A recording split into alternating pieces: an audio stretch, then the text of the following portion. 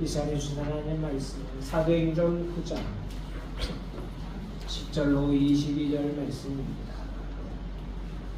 사도행전 9장 10절로 22절 말씀 신약성경 2개 왼쪽에 있습니다. 제가 한 절 여러분이 한 절 교독하겠습니다. 그때 다메섹에 아나니아라는 제자가 있더니 주께서 환상 중에 불러 이르시되 아나니아야 하시거늘 대답하되 주여 내가 여기 있나이다 하니 주께서 이르시되 일어나 집결하는 거리로 가서 유다의 집에서 다소 사람 사울이라는 사람을 찾으라. 그가 기도하는 중이니라.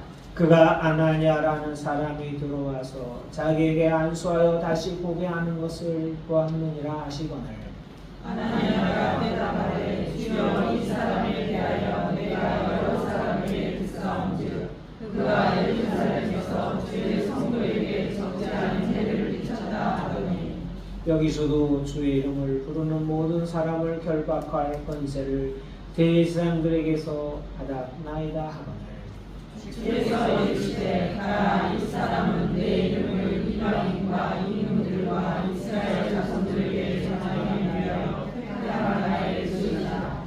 그가 내 이름을 위하여 얼마나 고난을 받아야 할 것을 내가 그에게 보이리라 하시니 아나니아가 떠나 그 집에 들어가서 그에게 안수하여 이르되 형제 사울아 주로 내가 오는 길에서 나타나셨던 예수께서 나를 보내어 너로 다시 오게 하시고 성령으로 충만하게 하신다 하니 즉시 사울의 눈에서 비늘 같은 것이 벗어져 다시 보게 된지라. 일어나 세례를 받고 음식을 먹음에 강건하여지니라. 사울이 다메섹에 있는 제자들과 함께 며칠 있을세. 즉시로 각 회당에서 예수가 하나님의 아들이심을 전파하니 듣는 사람이 다 놀라 말하되 이 사람이 예루살렘에서 이 이름을 부르는 사람을 만나러 가느냐. 여기 오너도 그들을 결박하여 대제사장에게 끌어가고자 하느냐 하느냐. 사울은 힘을 더 얻어 예수를 그리스도라 증언하여 다메섹에 사는 유대인들을 당혹하게 하니라. 아멘. 사울은 유대인 중에 유대인이고 유대 교인 중에 유대 교인입니다. 그의 열심이 얼마나 뜨거웠던지 예수 믿는 사람들, 그리스도인이라고 하는 사람들을 잡으러 다니는 사람이었어요. 그 심지어는 그들을 죽이는 사람이기도 했죠. 오늘 바울이 다메섹이라는 곳으로 지금 출장을 가고 있습니다. 예수 믿는 사람들을 잡고 핍박하기 위해서. 다메섹을 향하던 사울은 그 길 도중에 예수 그리스도를 만나게 되었고 그 강렬한 빛을 보고 그의 눈이 멀게 되었습니다. 왜 하나님은 예수 그리스도께서 바울을 이렇게 몰아가시는가? 편하게, 쉽게, 부드럽게 할 수도 있었는데 강렬한 빛을 비추어서 앞이 보이지 않을 정도로 그리고 기력을 다 잃어버릴 정도로 아주 부숴놓으셨어요. 그래서 사람들이 이 사울을 외고 집으로 들어갑니다. 왜 하나님은 이렇게 바울을 강하게 밀어붙이는 걸까요? 그렇게 하신 이유는 분명히 목적이 있습니다. 오늘 15절 말씀에 주께서 이르시되 가라. 이 사람은 내 이름을 이방인과 임금들과 이스라엘 자손들에게 전하기 위하여 택한 나의 그릇이라. 이렇게 말했습니다. 근데 그의 가는 길이 결코 쉽지 않아요. 엄청난 고난이 따를 것을 주님이 말씀했어요. 그만큼 고난과 역경이 많으면 이기려면 어떻게 해야 돼요? 강한 믿음이 있어야죠. 그만큼 하나님과 밀접한 관계가 되어야 그 고난과 역경을 이길 수 있습니다. 그래서 성경 우리에게 감당할 시험만 주신다고 하는 말이 그 말이에요. 하나님을 강하게 사랑하고 뜨겁게 사랑하는 사람은 그만큼 역할을 해야 하기 때문에 어려움을 더 많이 당합니다. 근데 적은 믿음, 약한 믿음은 쉽게 깨지기 때문에 하나님께서 적은 시간을 주시는 거죠. 사울에게만 하나님은 그런 것이 아니라 우리 모두에게 동일하게 하나님 오늘 역사하세요. 그래서 우리를 부르시면 분명한 목적이 있어요. 그리고 그 부르심에는 뭐가 없냐? 후회하심이 없다고 말합니다. 그러므로 오늘 우리가 당한 모든 일들은요, 다 우리에게 의미가 있어요.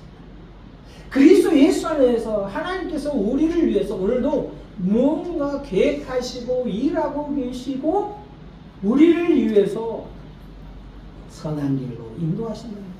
그러므로 우리가 만나는 모든 일들이 우리에게 선이 되고 반드시 하나님께서 좋은 것이 되도록 인도하실 줄을 믿습니다. 그런데 우리는 종종 뭐예요?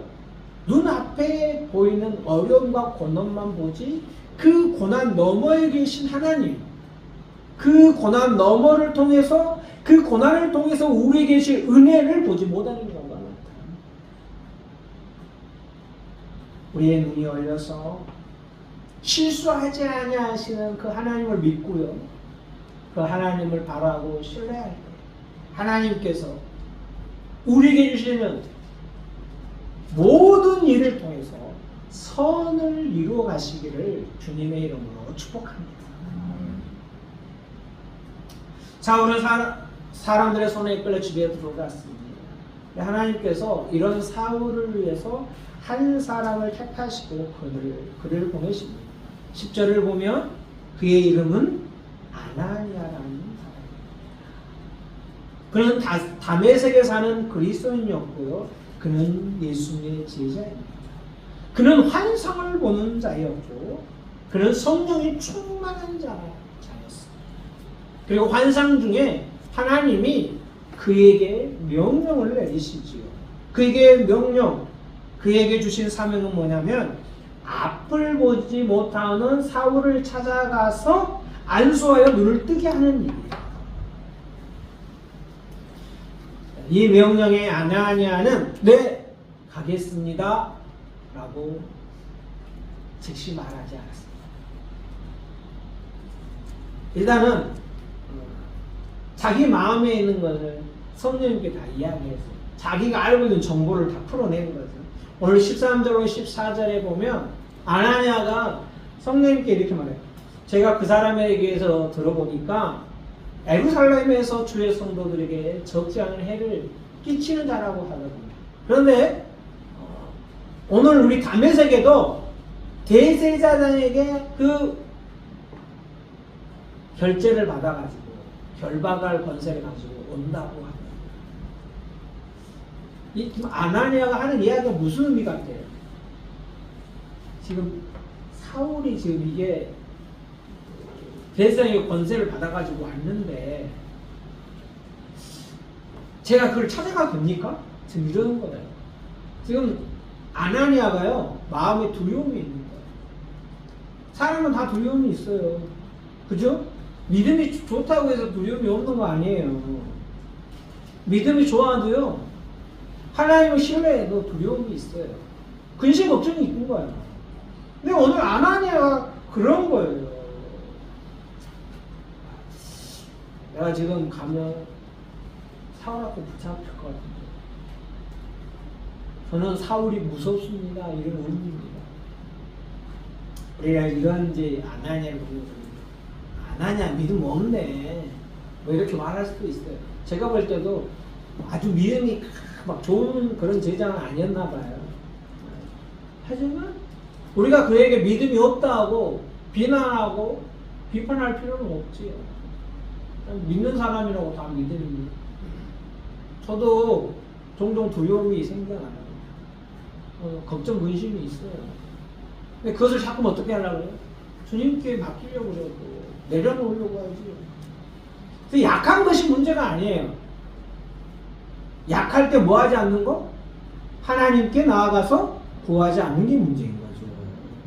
내 인생에 문제가 생겼어. 내가 지금 해결할 수 없는 문제, 아니 내가 해결할 수 있지만 이게 너무 힘들어. 그 문제를 끙끙 앓고 그 문제를 끌어안고 힘들어하는 것이 문제인 거예요. 우리가 누구에게? 우리 주 예수 그리스도와 성령님께 그것들을 알아야 되는 거예요. 내 마음에 불편함이 있어요. 불편하면 계속 불편할 수밖에 없는 거예요. 누구에게 맡겨야 돼요? 하나님께, 성령님께. 하나님 도와주세요. 내가 마음이 불편하단 말이에요. 이걸 해결해 주시라고. 내 건강이 안 좋아. 병원만 찾아다니지 말고 하나님께 구하란 말이에요. 내 가정에 문제가 있어. 문제가 있으니까 어쩌라고. 내가 해결할 수 없다면 하나님께 말하라. 자녀의 문제이든지 경제적인 문제이든지 내 삶에 어떤 문제든지 우리가 주님께 아뢰면 주님께서는 반드시 우리의 기도를 들으시고 우리의 문제를, 우리의 어려움을, 우리의 고난과 역경을 해결해 주실 뿐만 아니라 그것을 감당할 수 있는 힘과 믿음을 주실 줄을 믿습니다. 이래야 예수 믿는 맛이 나는 거죠.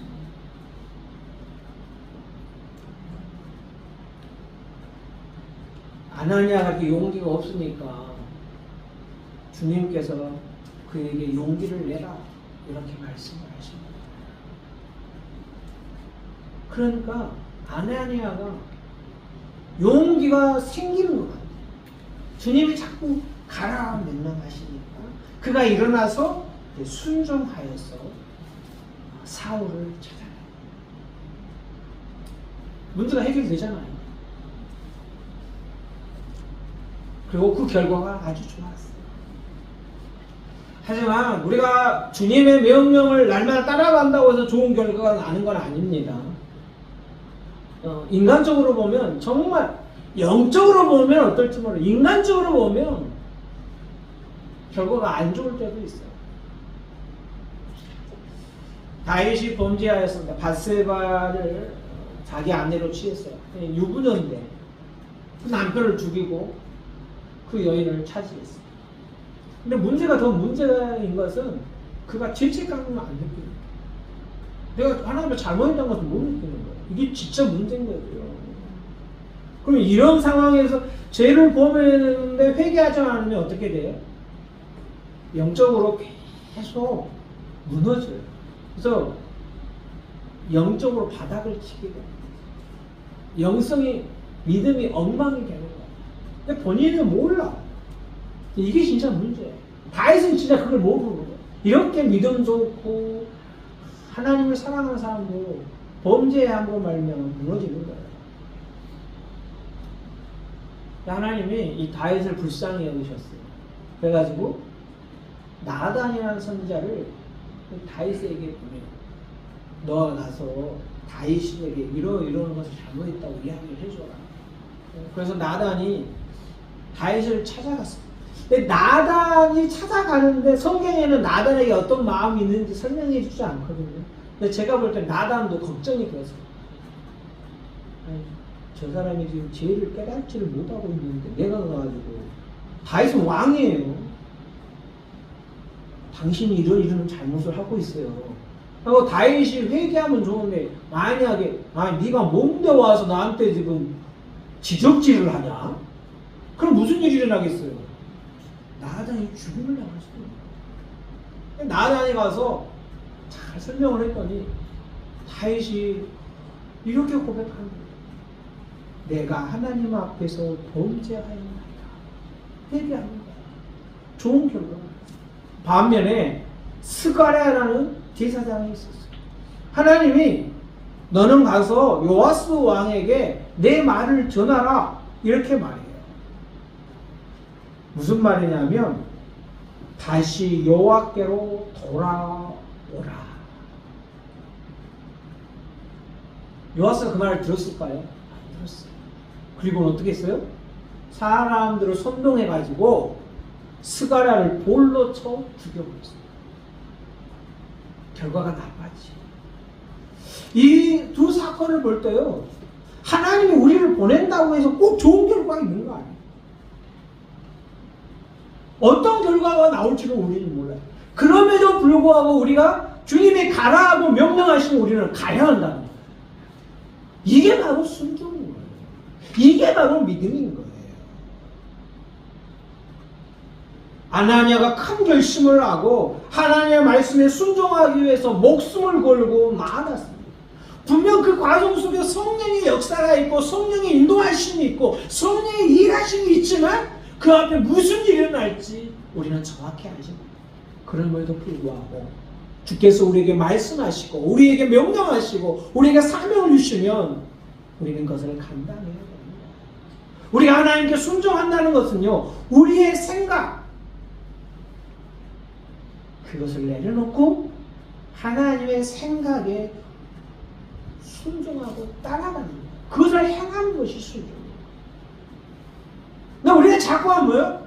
우리의 생각에 빠지고 나면 사탄마다 그렇게 우리를 하게 해요. 내가 하나님의 뜻대로 살려고 하는데 자꾸 사탄은 뭐예요? 그게 아니야. 봐봐, 이 상황들이 그러지 않잖아. 저 사람이 너에게 어떻게 했어? 너에 무슨 힘이 있다고 그것을 해? 그렇게 자꾸만 우리를 불순종의 자리로 몰아가라고 하는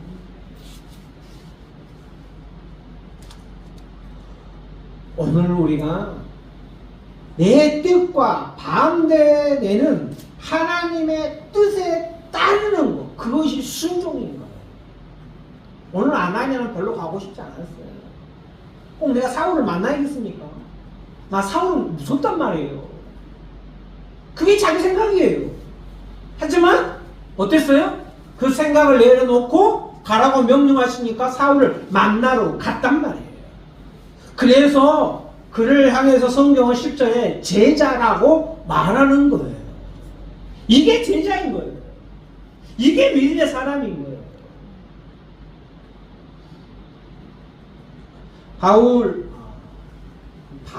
사울하고 바울은 같은 사람인데 사울을 이름을 쓰다가 예수를 만난 다음에 자신을 바울이라는 이름을 쓰는 거예요.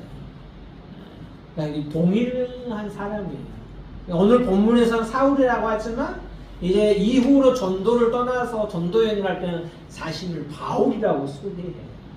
바울이요 2차 전도여행을 떠날 때 어떤 계획을 세웠냐면 자기가 1차 전도여행 할 때 거쳐갔던 교회들을 쭉 돌아보고 아시아 쪽으로 비두니아 쪽으로 가서 선교를 하려고 계획을 하고 떠났어요.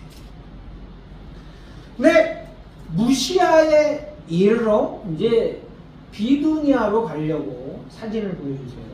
비두니아가 어디 있는지 알죠? 저건 도시 이름이 아니라 지역 이름이에요. 아시아 쪽, 흑해 쪽에 있는 지금 우리의 지도가 똑같죠. 이쪽 여러분이 보는 쪽에서 마게도냐 쪽은 유럽이고 비두니아 쪽은 아시아예요. 네. 지금 바울이 갈라디아 이쪽을 지나가지고 저기 드로아 그쪽으로 내려갔어요. 그리고 그쪽을 지나서 비두니아 쪽으로 올라가서 아시아에 가서 복음을 증거하려고 계획을 다 세워놨어요. 그런데 성령님께서 바울에게 어디로 넘어가라고 하냐면 마게도냐로 넘어가라고 합니다. 그러니까 신음을 하는 거죠. 하나님의 생각과 바울의 생각이 충돌한 거예요. 바울이 미적미적하니까 성령님께서 환상을 보여주시죠. 마게도냐 사람이 환상이 나와가지고 마게도냐로 넘어와 우리를 도우라 이렇게 환상을 보게 해주는 거예요. 그러자 그는 비두니아로 가는 것을 철회하고 마게도냐로 넘어가기로 작정을 하고 드로아로 가서 거기서 배 타고 마게도냐 지방으로 넘어갑니다. 자기의 계획이 있고 자기의 해야 할 생각이 있었지만 자기의 생각과 계획을 내려놓고 하나님의 뜻을 따라가. 이게 순종인 거죠.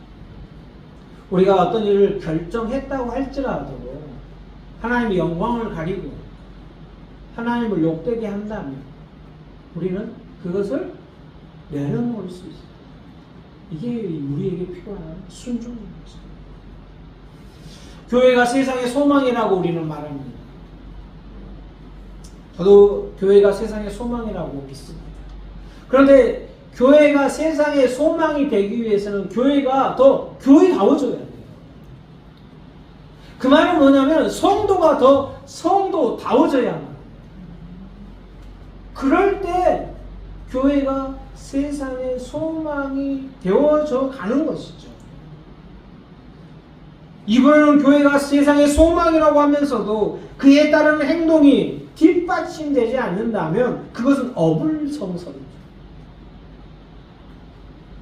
거짓말이라는 거예요. 교회가 교회 되기 위해서는 저는 용기가 필요하다고 생각합니다. 잘못된 것을 잘못되었다고 말할 수 있는 용기가 필요합니다. 그 잘못된 것이 왜 잘못되었는지 말씀에 비추어서 우리가 발견하고 그러면 잘못된 것을 버리고 말씀을 따라가는 것. 그런 용기가 필요해요. 여러분 말씀을 따라가는 거 용기가 필요해요. 오늘 아나니아에게 용기가 필요하잖아요. 이게 불평하고 불만을 막 이야기하자 그런 이야기가 아니고 하나님 말씀이 이러이러하니 우리도 이렇게 살아야 된다. 왜 하나님 말씀을 살지 않냐? 이런 말을 해야 한다는 거예요. 그런데 그게 뭐예요? 용기가 부족하다는 거예요. 저도 제 안에 이런 싸움이 있음을 봅니다. 교회 안에서는 교회 안에서는 믿는 사람 안에서 보면 저것은 아닌데 아니 이건 내 생각이 아니라 성경을 볼 때 이건 하나님의 뜻이 아니고 하나님 내가 알고 있는 말씀에 비춰볼 때 이건 아닌데 내가 뭐 이렇게 굳이 나서가지고 용기를 가지고 말할 필요가 있나? 내가 그래서 손해를 볼 필요가 있나? 이런 생각을 하고 있어요. 여러분 다른 사람이 지적질하면 굉장히 사람들은 기분 나빠하죠.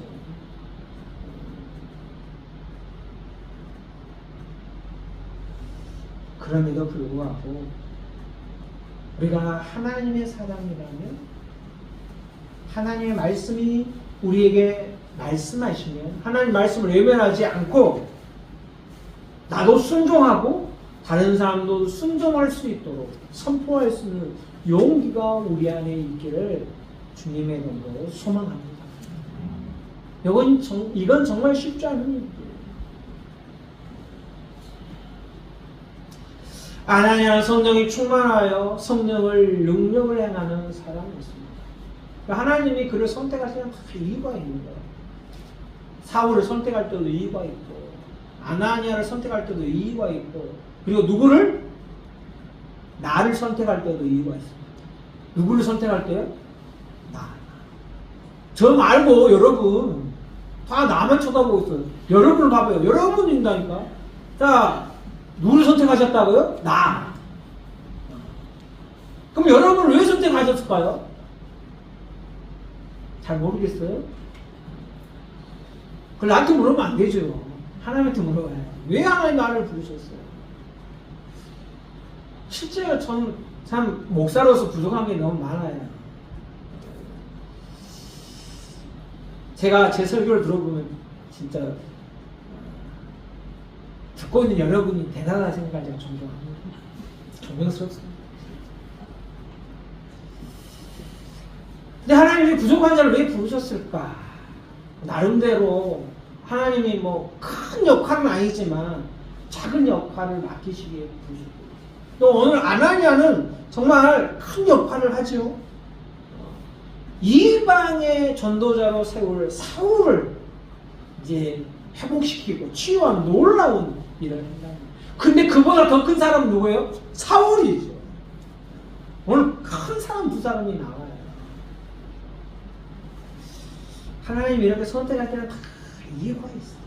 그런데 우리는 종종 그래요. 저 사람을 왜 교회를 다닐까?